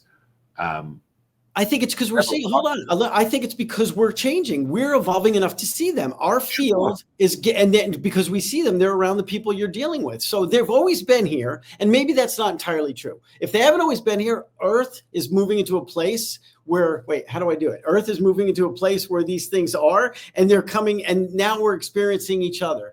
There's something extraordinary happening, and people talk about it. Never mind disclosure with the government, because that's all complete BS. It's not BS, but they're lying to us. So obviously it's happening, but they're not going to tell us what's going on. Well, it's also bullshit, because they don't have control over that. Exactly. It's like all of a sudden now, it's like when I had a friend of mine, and he was like, oh, let's do a little bit of jumping from one timeline to another, and he brought up Roswell, and I said, oh, that's bullshit. He's like, what? I'm an alien guy, I'm a remote viewer. I'm like, yeah, that's 100% bullshit, just derived from some type of exercise of government overreach and control. And he's like, holy shit. And I go, you can feel into that, that's real. And furthermore, just use, and this is where your level of deduction as your Sherlock to your Watson comes in. It's like, okay, well, what does that mean? Why would you have an alien spaceship that is also mirroring that time period? As if their alien spaceship needs to look like a Bel Air. Yeah. I mean, come on now. I know. I agree. There's so much stuff. And I feel like I don't talk about it with people, because then everyone says you're a conspiracy theorist. My family, they make fun, which in a loving way, because it's true. Because everything we hear is actually not everything. Most things we hear through the news is BS. So we're being filtered through the lens to push some kind of agenda forward. All the pharmaceutical stuff is horrible. All the food, the chemicals in our food, they're not telling us the truth. The COVID thing was a monster. It's ridiculous. So to have that knowledge and this wisdom, and I will say, to move through the world feels really good, and my life has gotten better because I've tapped into this place. And this place, you say it doesn't have a moral compass. Here's what I would say to that. Maybe that's true, but it does want what's best for you. It feels like, for me, just like a mother wants what's best for a kid, and you even use that word mother. Well, yeah. When I say it doesn't have a moral compass, your subjective reality does not move the needle. You might think it does initially. I would agree with that. The result from a Taoist alchemist perspective is servitude and selflessness. That's for Taoism. Yeah. You will. So through your conditioning, you cannot fight it. It's like, I cannot fight it. I will be in service, and I will be selfless regardless of my personality. It will just it will compel me to be the driving force as an independent operation of my mind, which is very limited and finite and bankrupt. It will just compel me. It's like, well, when do you know you've arrived? Because you can't. You're teaching me something now. I need to tell you this story because now you're teaching me something. So 12 years I'm on this path, academic, blah, blah, blah. This year, and I have my other business. I did roofing marketing company. And this year I said, okay, I'm going to make a living doing UpSight Vision and maybe coaching. I feel because I was tired of doing it, and I didn't go through this. I didn't go through everything to do the same thing I did before. I did not go through this to be a marketer. So, all right. So now I said that. Now I dived in. I'm like, okay, I'm going to commit to this. I'm going to be a coach. I did practice. I dialed into people and I put it out in the universe. And I said, okay, do it. Put it out there. Send out an email telling people you're going to do readings now. After doing some for free with people and stuff like that, you talk about the universe, it blew up. I mean, I could not believe the response, right? The first week was good. Second week, somebody did something once and it hasn't been nonstop since then. It just blew up. To me, that's a sign the universe wants you to give, because that is giving. You know what I mean? I didn't think that is giving. Even though I'm charging for it, I'm still, I'm charging for my services because I have to make it through the planet and we have to pay bills. But I didn't think I wanted to do that. I didn't want to do it. I didn't want to do it. It's not who I am. I'm not a teacher. I'm not a coach, but I am a teacher and I am a coach, right? It's definitely a coach. And I am, I feed off of the, I've been fed. I shouldn't say feed. That's not the right word. I've been nurtured by the success of people telling me how significant the readings were. It makes me feel good. I'm like, okay, so that means like the universe it's like you lifting weights. You're getting bigger. Something's happening. So, and I'm talking to you because you saw this too. You saw it. You're like, oh, this guy's interesting. I'm very curious about that. Well, so real recognize real. Yeah, I think that's for real. That is an absolute fact. We're talking about things that are visceral, somatic, kinesthetic, that cannot arrive without your ability to tap into that resonance. Well, it came at me like a flood, and I was a little overwhelmed. I was like, Christy, I am busy every day for the next 6 weeks, full day. It was overwhelming. Now it's manageable, which is nice because I need to have my health. So I don't know. This has been a pleasure. It has been. Go ahead. We went long. This is good. That means we were both entertained and we got something out of this. This has been a pleasure. I feel like if I go to LA or Vegas, or if you come to Atlanta, we need to hang out and have coffee. Definitely need to connect in person. I would love that. I would love that. Bring you out to the temple, and you would love the. Most people that travel spiritual sites when they come to this temple is like. They've never experienced anything like it. How far are you from Sedona? I don't know. I've never really measured it. I'm going out there because I'm invited to be on a podcast, and they said, "Listen, I have an Airbnb. Come out and stay here, and just all I want you to do is my podcast." They sent me a link. I showed it to my wife. She's like, "We're going to Sedona. It's a beautiful house." Yeah, it's not so. I mean, it's not so far. I don't think it would be. It depends on whether you're driving or flying. No, well, oh, you mean for you? Yeah, I can't, I don't know. Well, I'm going to be out there beginning of October for a couple of days. If it's a close thing, we can have coffee or something. If it's too far, I like some other time. What podcast is it? James Wentworth. Oh, God. Hold on. I don't know what his name of his podcast is. Hold on. James Wentmore. There you go. James Wedmore, the business performance coach. James Wedmore. He's got 152,000 followers. Are you going to keep this in the podcast? I'll say hi to him. If not, okay. Yeah, I don't care. We can leave it in or out. It doesn't matter either way. But I'm going to be on his the first week, October 1. I get interviewed on his podcast. Nice. And the reason he invited me, funny enough, because I did a reading for him. And it was extraordinary. It was off the charts. I saw things. He was like, "How do you know this?" I'm like, I don't know anything. I just see what you're radiating. You're telling me this through a different means of communication than you normally do. As you go, that's what's happening, or it's coming through that way because you've given me permission to look. And the universe is saying, okay, you're safe with Tom. I feel like that's important too. I really do. Like you said, maybe there's people that have a negative thing. I think people, well, I know you know what I'm saying? You know, we're talking about good and bad. I know I'm a decent human being. I think we know we're decent people, right? I'm going to do the next right thing. Yeah, I think people need to understand that, you aren't immune from the information. It's like the emperor's new clothes. And that's where I think the rules or parameters of those rules are, again, a subjective experience, as if there's a good or bad element. And so within Taoism, yin is the absorption of all colors, yang is the emission of all colors. That's it.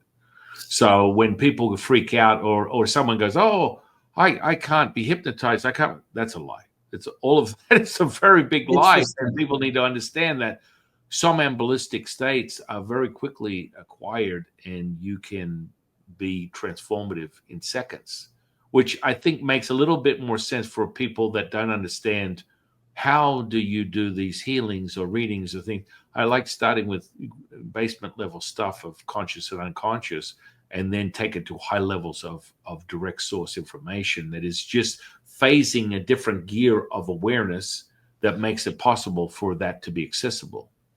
So that makes me think about this. All right, I have a question, and then we will wrap up. So sometimes when I read these people, right, sometimes everything is symbolism, right? Yeah. Everything, but I mean, or it's obviously symbolism. But sometimes it's like literal things. So it could be, everything can be represented, let's say, as animals in one case. But in the other case, I will see somebody doing something which would you call a normal day walk through the park. Mm-hmm. I'm curious, and I don't have an answer for this. I'm just curious. I wonder why some people are symbolic and some people seem to be more literal. I've thought about this a lot. I don't have an answer yet. I haven't done enough where I have any insights. But well, it's just the stream of information. It's how people are perceiving the reality. It's like kind of like when it comes down to good and bad. It reminds me of a class I did, probably 25 years ago. I had my mother in the class. I was doing a channeling class, teaching people how to channel. And so I always have one student receiving and one student asking questions. And so this one specific student, she would always have clingers. So every time she would come to class, she'd have like at least over 100 entities that were feeding off her like a succubus. And I would just dissolve and exercise them, because she's in a presence that's a place of sacred emanation. And so these things would dissipate off her auric field within her physical body, and she'd be like walking through a car wash kind of stuff. Good. And so she was channeling this one entity, and it was a very soft sort of childlike energy. And then I watched her auric field change, and these other three entities dropped into her body. And I moved the other student away, and I said, "Look, let me have a conversation with this." And I'd already pulled in 3 or 4 of my own teachers, Guanggong, Weitu, Ligong. These are other very powerful spirits that we use within Taoism. Mm-hmm. And they are good at rectifying and regulating things that are a little suspicious or low frequential. Low frequential is whatever you perceive it as. You are creating your reality. So she wanted to be the demon hunter, the exorcist, the badass, whatever. I said, "Look, I'm excited that you want to learn these ancient techniques, but be aware that if you become obsessed with it, it can move the mark and potentially corrupt your operating system unless you recognize there is a fundamental difference between the two." And so she was like, "Yeah, oh, yes, Jifu, yes. Anyway, I started having this conversation. Her eyes roll back. You see nothing but white.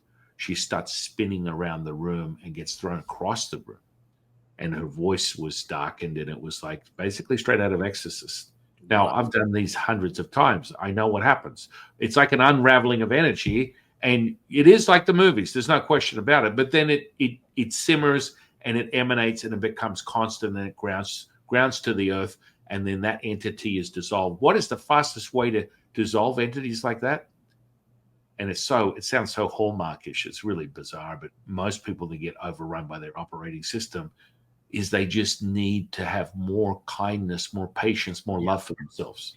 And they're like, this seems so bizarre. Yet when that happened, my mother was like, "Holy shit, this is real." Yeah. Okay. Yeah. And she doesn't swear. So she freaked out in this experience. It's like, this is really happening. 100% this is really happening. So that's fun. That my experience is what you just said. When something like that, you just bring kindness and love to it, and it dissolves it. Is the best way to say it. But there has to be no blurring of the lines. Yeah, sure, that's different. Yeah, fine. We're rehearsing, your virtuous moment of holiness. Yeah. That cannot be clear. I've explored, the bowels of Chinatown all the way through the Silicon Valley sphere, being advisors to many people over decades. This is, some of the crazy shit. You could make up Hollywood movies and it wouldn't parallel the kind of shit that I've discovered through the bowels of Chinatown, which is another story altogether. I found terracotta warriors in a wall in an antique store, 3 of them. Wow. It's nuts. It's awesome. I mean, I'm going to eventually start writing about these things, but you will have these moments where I had this woman and I would do a lot of stuff where, hey, okay, you want a healing and you want me to see me, and sure, it costs this amount, blah, blah, blah. And I would just okay, we're going to do the healing, lay down on the table, and you turn the light out, have an ambience in the room. And I just sit in the corner and fall asleep. Latsu would come in and do a complete overhaul. Okay. I'm not participating in this, an overhaul. But then all of a sudden, while he's doing a healing on this woman, out of a pitch dark room, a light opens up and this door opens and this girl comes walking out who's maybe 6 or 7 years old. And I'm like, wow. So Latsu then drops straight into my body.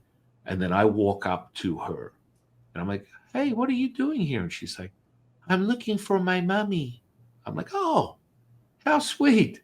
And the recipient was like, what's going on? Well, it seems to be some type of energy that's going on that's happening in your house. And I go deeper on this thing. This turns into some 3-headed demonic entity that has been basically, through the confession of that woman, she gets up, she freaks out, turns the lights on. Her husband comes in from the office and they sit down and it's confession time. And I'm like, so what is this entity that's trying to consume my body? It can't enter me because I don't possess anything that is of a point of weakness. Fearlessness is beyond, even fearlessness is a very, very low rendition of what I experience as whole. It has nothing to do with it. It's not even on the menu. So it's this entity trying to consume my body. And then these two sit down and go, oh, yeah, I know. We've been having this problem. Our daughter, we just recently adopted our daughter. And I'm like, hey, I know. Yeah, she's beautiful, 3-year-old, whatever. And they sleep in separate rooms, right? And so they're going, okay, I would hear her calling for me in the kitchen at night. And the husband would hear her voice and she'd go into the kitchen. There's nothing there, but felt this complete chill and darkness and this ominous energy that was trying to consume him. But he never told the wife. And then she had the same thing going on. And then all of a sudden, I'm here as the mediator and there's confession time between the two of them. And so these are the types of energies you would call the trickster. But understand this. I've had homes bulldozed when they come to me for advising for architectural plans, designing homes, the flow of energy in the home itself, or if they're purchasing an existing home, what do we need to do to change the energy?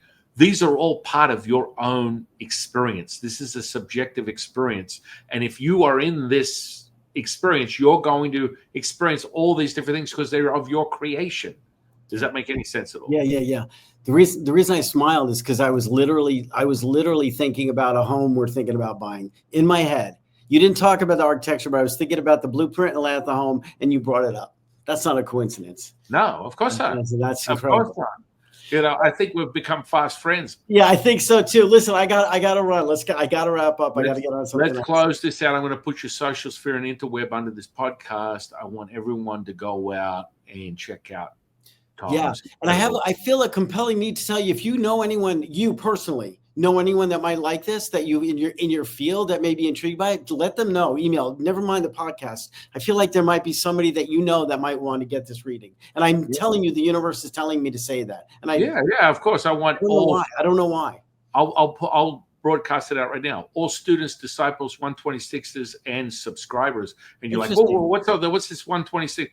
I developed an app that takes you from zero to a hero. You just hit play and you have 8 pina coladas, a full body massage in 10 days in the Bahamas, and you don't understand how that integration of a visual and audible experience creates a kinesthetic charge, but you are conditioning yourself over 9 weeks to have dominion over your mental, emotional, and physical state. And people just want relief. So that's a whole different community. And then I have different students. And so here's what's interesting. So I'm saying this now, put it out there. And then next time we talk, I'll let you know. I'll say, you're not going to believe this, but this person came in and this is why I got it. I believe it might be related. I don't know. Of course. You have you are instantly imbuing into the material, and you are altering it at will just by saying that. Yeah, it's all right. I felt like I needed to say it. It's wild though. Yeah, it's beautiful. It's beautiful. It's going to get bigger and bigger. So you're following those. Yeah, that's all right, my dear friend. I am very grateful for you. I am too. I'm grateful. I feel like I made a new friend. The first of many podcasts, because I believe so. This has been a pleasure. Nothing but an enjoyable time. I've learned a lot too. So thank you for that. Oh yeah, well you're a sponge, my friend. Yeah, I think always watch this guy. This guy is very humble. He shouldn't be, but he's trying to kick his own teeth in. That's unnecessarily. No. I am. Yeah, I do my best. All right. Yeah. Do I hang up or do I? Hang on. I'll just say thank you. And I want to thank the universe for bringing you into my life. I want to thank the audience for sharing their time with us today. I'm your humble servant in seafood, Taoist Master San Qing, and I'll see you in the next one, guys.